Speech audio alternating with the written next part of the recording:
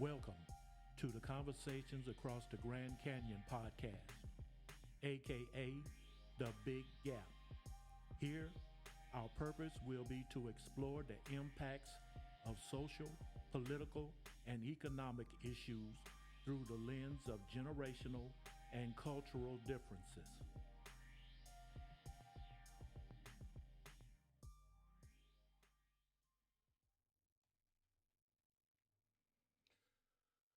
Good day, Middle Georgia. I'd like to offer a somewhat belated uh, Happy New Year's uh, to everyone in the my little local listening area. In actuality, I'm recording this podcast uh, at the end of almost exactly 1 week into this new year of 2026. I had some reasons which I'll go into in a little bit of why I was looking forward to this new year and how it's my expectations have kind of had a damper placed over them. This year was supposed to be a year of celebration, celebrating 250 years of American independence. And the events of the past week have put a little bit of a pall on my thinking, and I'm just projecting out on what I expect to see in this coming year. We've got, due to some actions by our government, in which we've apprehended, some would say abducted, a leader of a foreign country that America has had disagreements with. That leader is Nicolas Maduro of Venezuela, and of course he rules in a leftist government, and certainly the argument can be made that it's not a legitimate government. He stifles the opposition. The very last election in which he was a part of, there were a lot of questions about if, the votes were rigged, and he basically just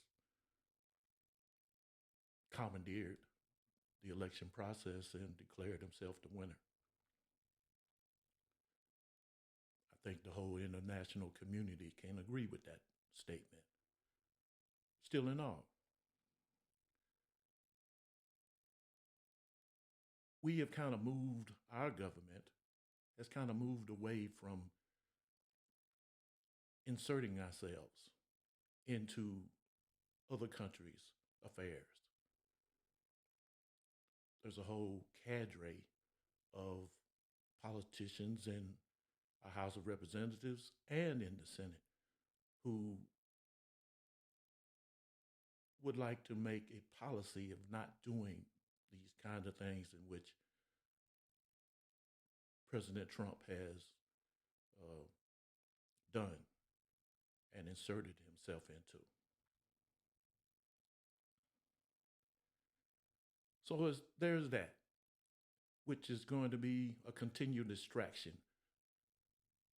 through this whole, I'll call it like I see it, this whole show trial that's going to be dominating probably all through the summer.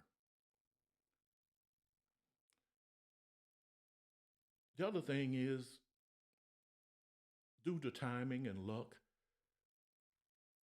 this celebratory year is also going to be kind of dominated by the fact that it's a election year in which a lot of seats in Congress and the Senate are going to be contested, and in a way in which the control of the houses of Congress could flip from Republican control to Democratic control. So there's going to be that issue also competing for America's attention. As far as the celebration itself,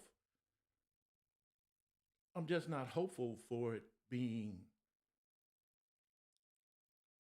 not politicized because we have a president and a president administration that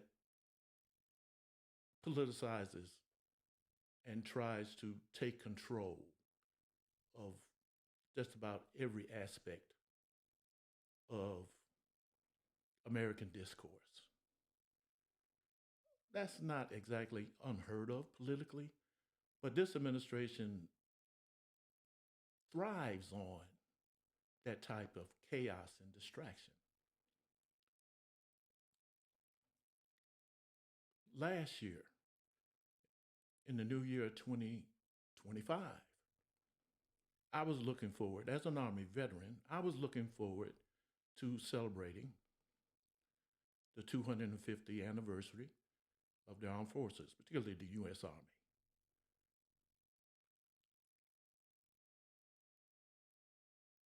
And as the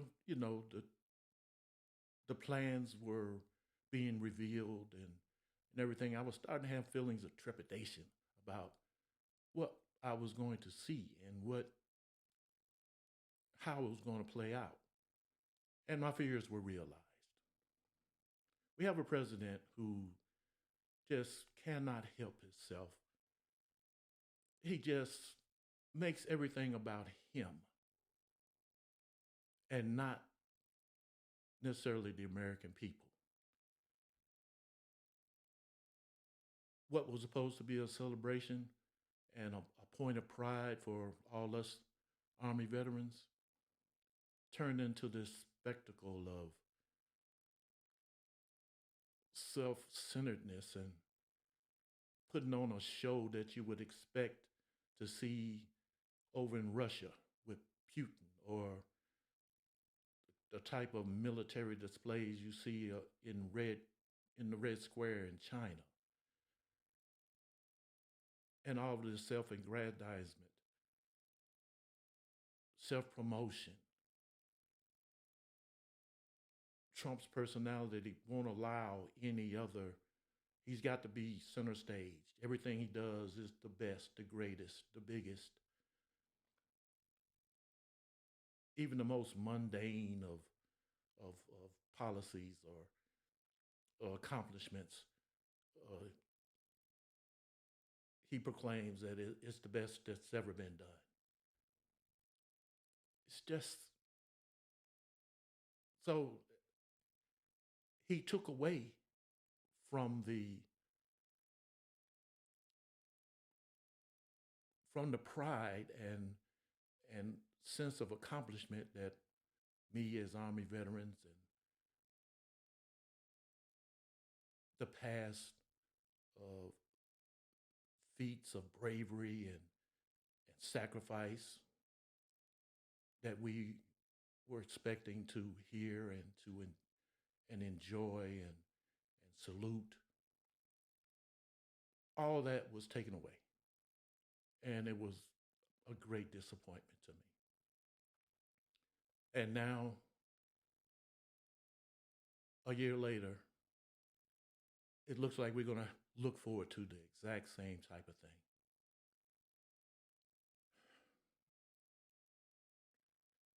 Getting back to Maduro and his apprehension. Maduro was indicted during the late stages of Trump's first term. And he was indicted on the charges, I keep reading, quote unquote, narco terrorism.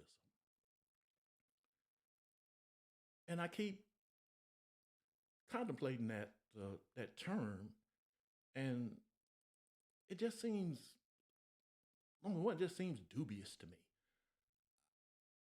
I mean, I know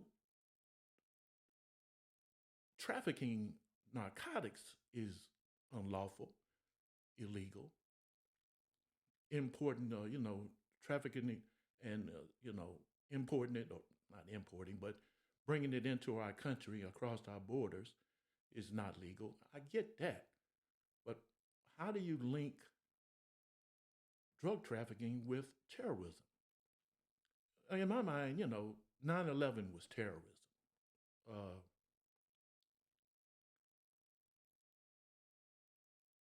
Back in earlier decades, uh, the Weather Underground, that was terrorism. Their bombings. The Unabomber, that was terrorism. Uh, Sending, uh, what was it, anthrax through the mail system, that's terrorism. Terrorism to me, or my definition of it is you're trying to do violent or disruptive means. You're trying to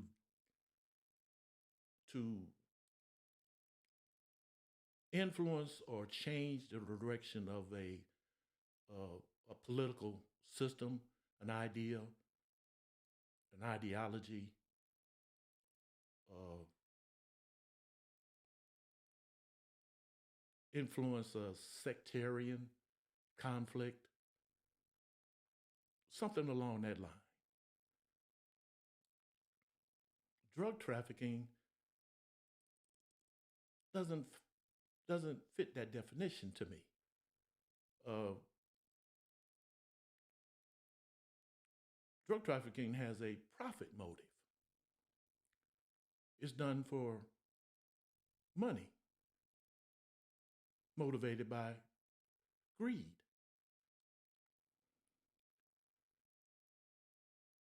So that part of it in this Maduro episode, escapade, doesn't compute.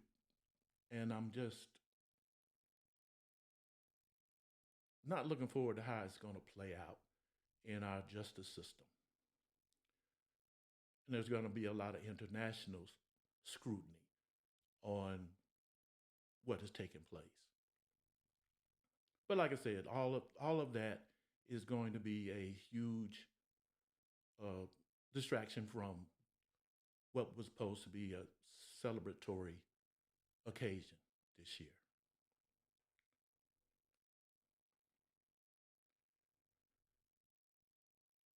I would like to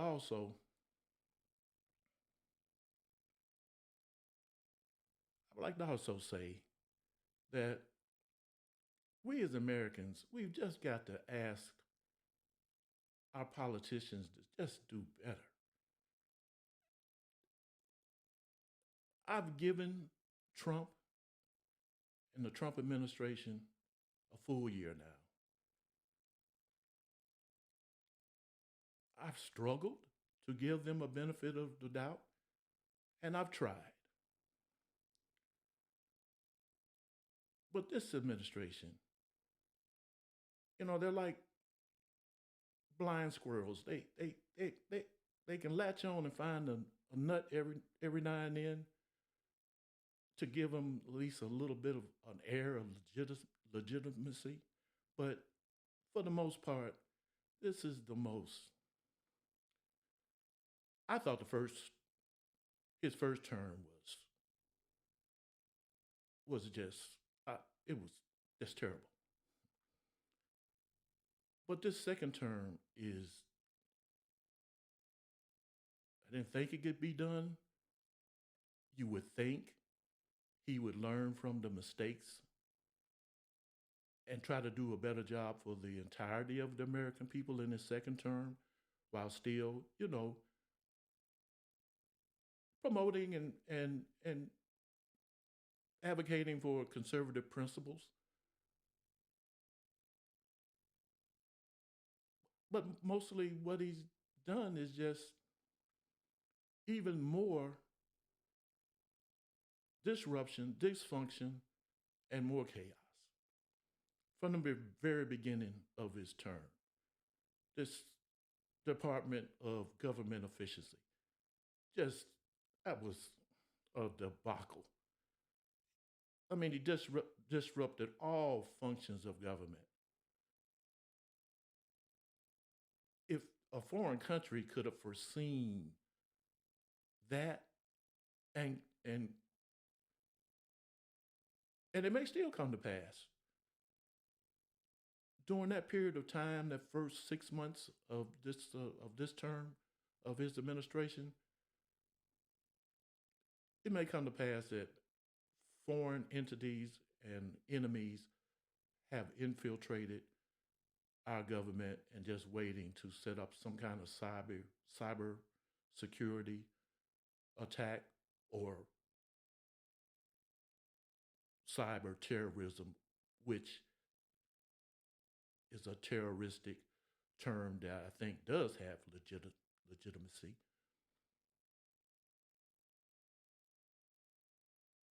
But what he's done is created one of the most unqualified administrations, I think, in American history.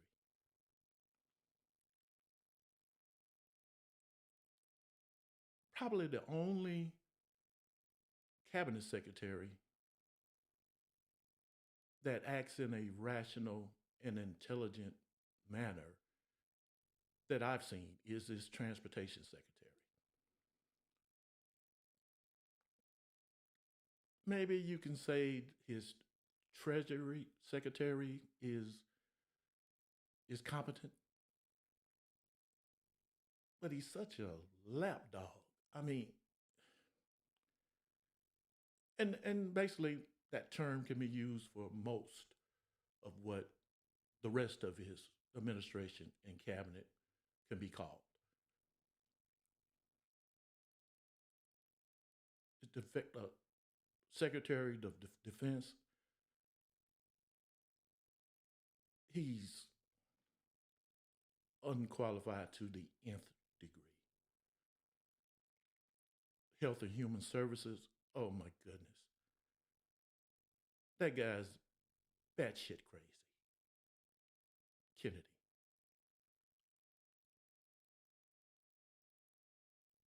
The Attorney General, I don't know what the hell she's doing. Homeland Security.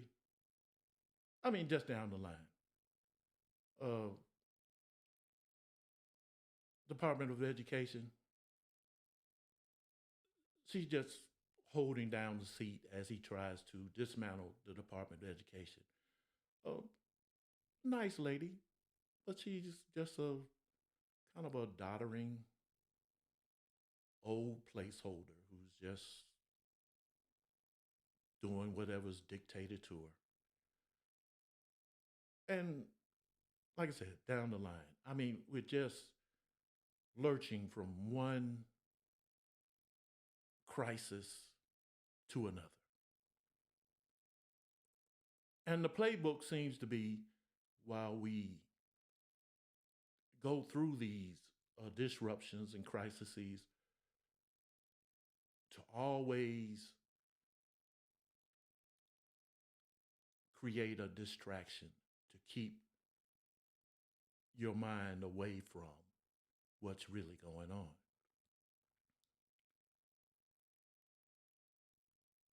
And so you get what we just witnessed a few days ago, this operation to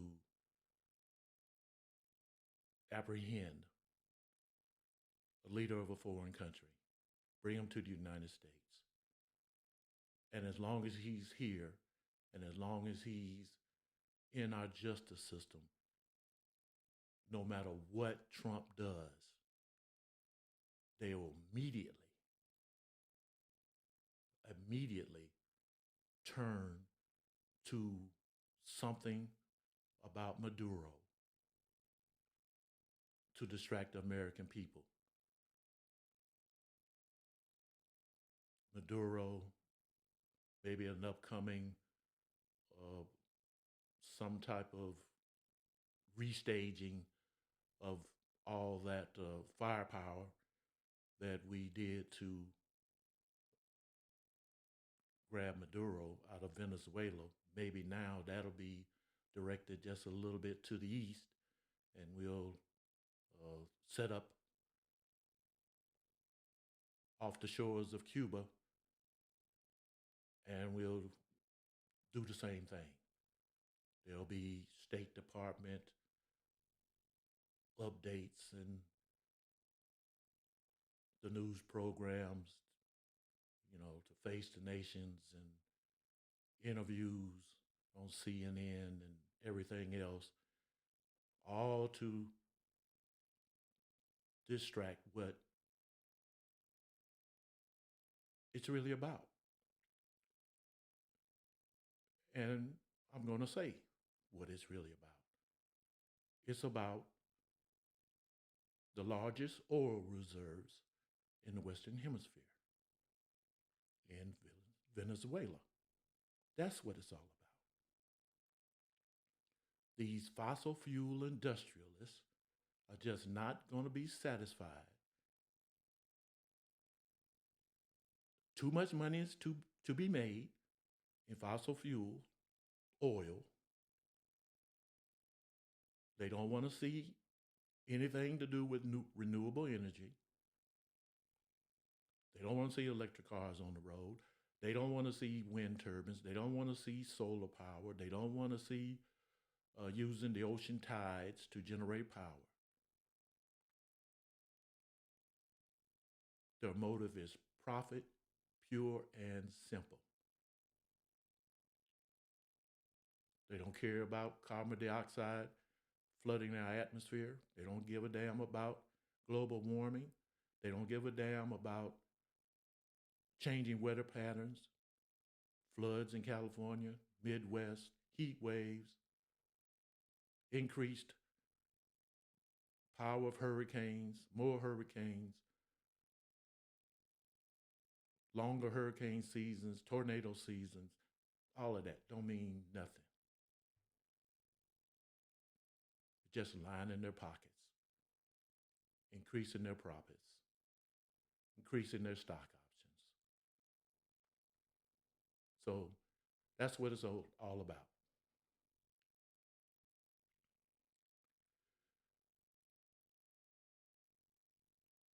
What bothers me too is the justification, going back to the justification for grabbing Maduro, is, like I said, narco terrorism. Okay. First of all, and the one drug that they mentioned the most, a very deadly drug, a very dangerous drug, fentanyl. Well, look, fentanyl, the precursors of it, the components of it, come from China. Those precursors, chemicals, find their way into Mexico, where they are combined to make fentanyl and then transported into the United States. Cocaine, one can make the argument that cocaine, like marijuana, is kind of a recreational drug. Now, having said that, I do know that cocaine is addictive and can cause issues, and it does cause a lot of issues. But cocaine, it's a drug of youthful experimentation. It's a drug that's comes a, its use is a product of American indulgences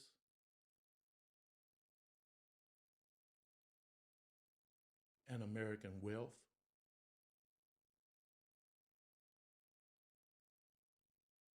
and American greed.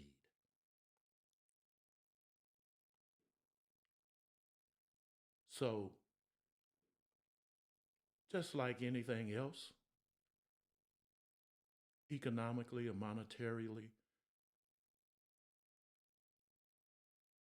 it's a it's its use in this country is dictated by supply and demand. If it wasn't a demand for it in this country, it wouldn't be a problem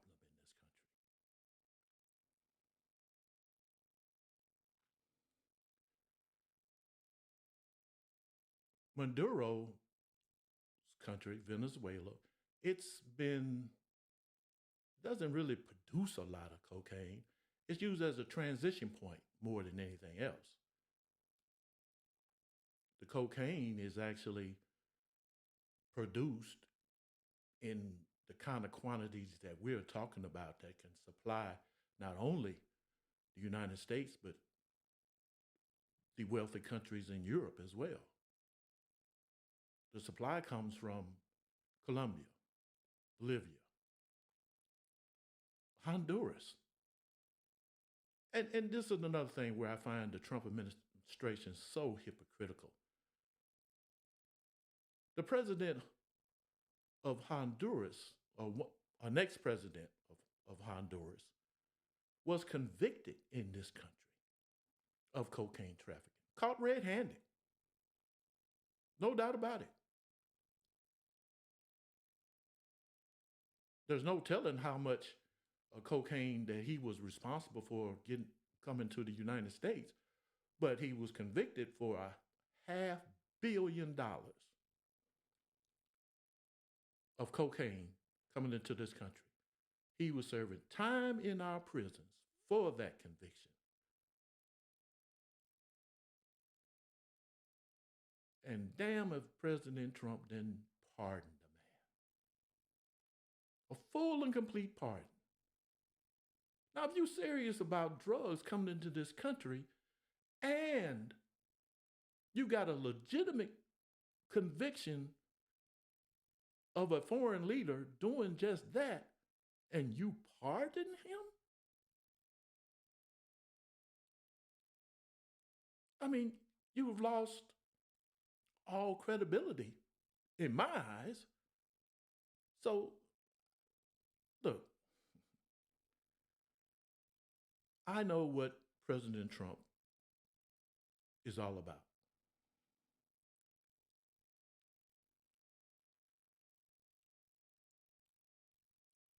He's just a man who lacks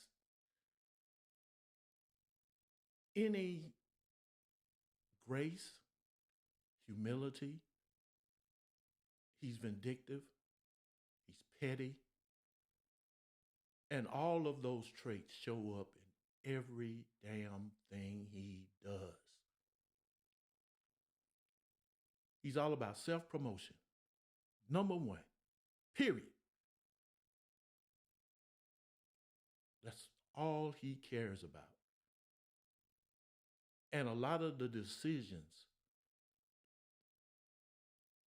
that a lot of people have problems with, and you wonder, why is he doing this or that? If you look closely and look behind the curtain, a lot of the policy decisions he makes are, in some fashion, going to enrich himself or members of his family. Case in point, he made an executive order to ban the use of a certain manufacturer of drones. These drones are used heavily in this country in the agricultural sector, where people use the drones to monitor their crops.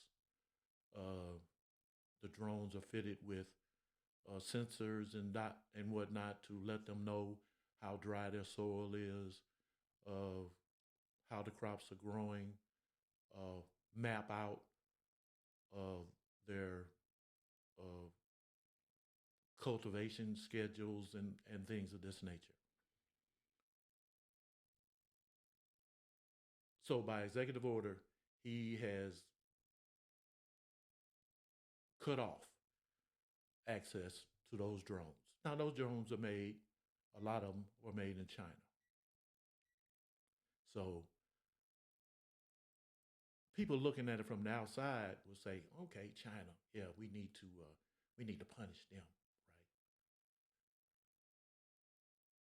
But on the backhand side, lo and behold,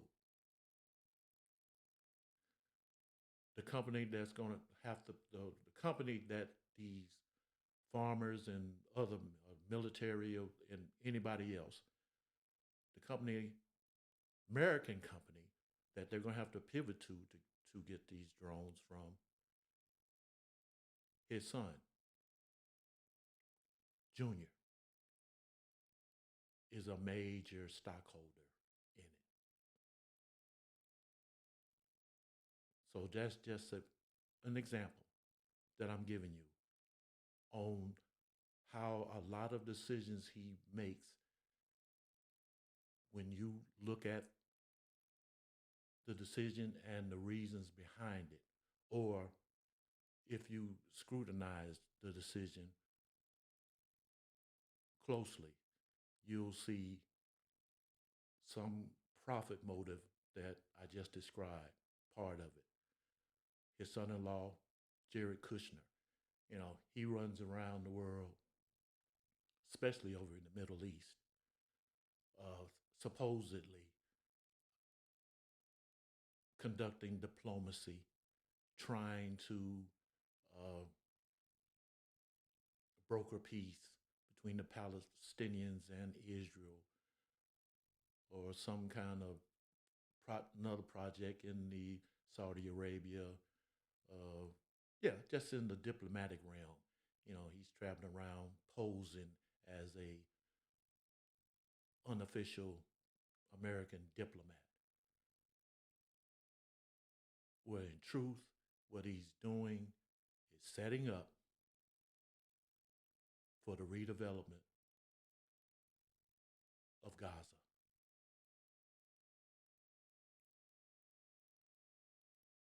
That when all of that destruction that happened in Gaza is torn down, those people are going to be further displaced. And lo and behold, resort hotels, golf courses, blah, blah, blah. So when this guy, administration is finally done, they'll just have enriched themselves at the expense of real diplomacy and at our taxpayers' expense. Look, let me tell you something. We are doing lasting damage to the power and prestige of the executive office of President of the United States.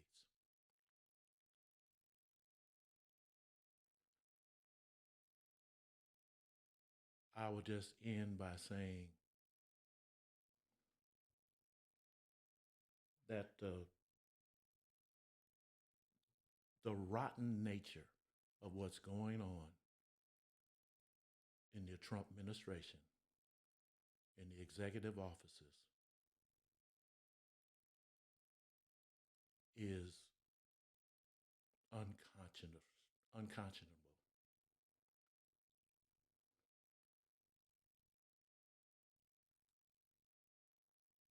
The taint, stench, and temptation of what's been going on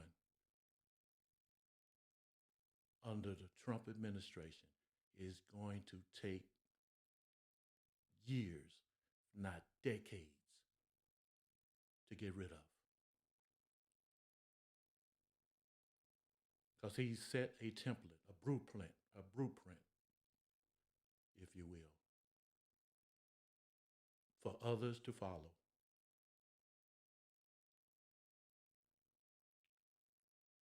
To be a bully and how to enrich yourself while in office.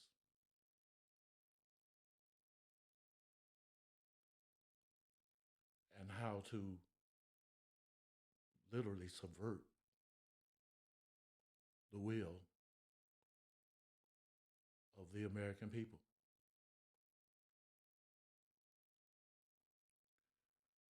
We'll have a chance, I guess, later on this year to make some kind of change, to put some brakes on this out of control car that's rushing downhill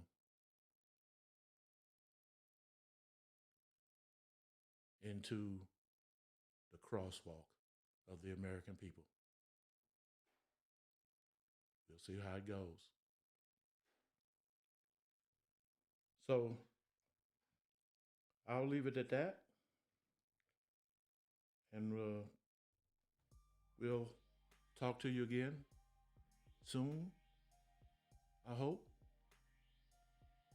I hope that in this coming year that I'll be able to schedule some people to debate these issues with me a little bit more, particularly folks of a younger generation than me, because they are the ones that are going to have to deal with the aftermath of what we're seeing. Thanks for listening. See you next time. Have a good day. Try your best to have a happy new year.